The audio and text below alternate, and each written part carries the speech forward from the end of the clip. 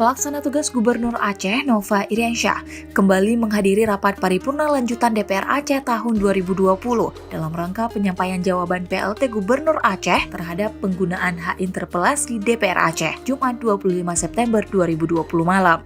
Sebelumnya, rapat paripurna yang dimulai pada pukul 15.10 WIB itu sempat dijeda pada pukul 18 WIB karena menjelang salat maghrib. Rapat kembali dimulai pada pukul 21 WIB, di mana kedatangan Nova dalam rapat lanjutan itu turut didampingi Sekda Aceh Taqwallah. Sementara sejumlah kepala satuan kerja perangkat Aceh mengikuti jalannya rapat melalui video conference. Dalam kesempatan itu, PLT Gubernur Aceh tampak seksama mendengarkan tanggapan anggota DPRA terhadap jawaban yang disampaikannya. Selain itu, ia juga mencatat seluruh pernyataan dan komentar dari para wakil rakyat itu.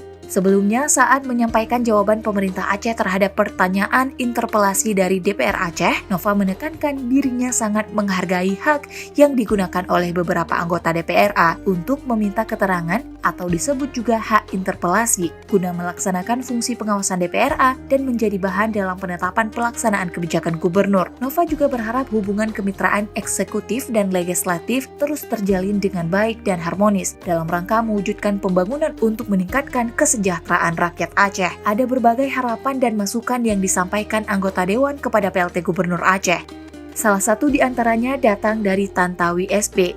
Ia mengharapkan hubungan baik antara eksekutif dan legislatif dapat terus terjalin dengan baik. Hal itu penting demi jalannya roda pembangunan di Aceh. Tantawi menilai, Nova sudah menjawab dan memberikan salinan jawaban kepada setiap anggota Dewan, masing-masing jawaban 1X. Tantawi menilai, hubungan baik kedua pihak ini menjadi hal mutlak yang wajib diperjuangkan. Apalagi rakyat melihat kinerja eksekutif dan legislatif, dan mereka sangat mengharapkan kepada kedua pihak untuk bisa saling bekerja sama.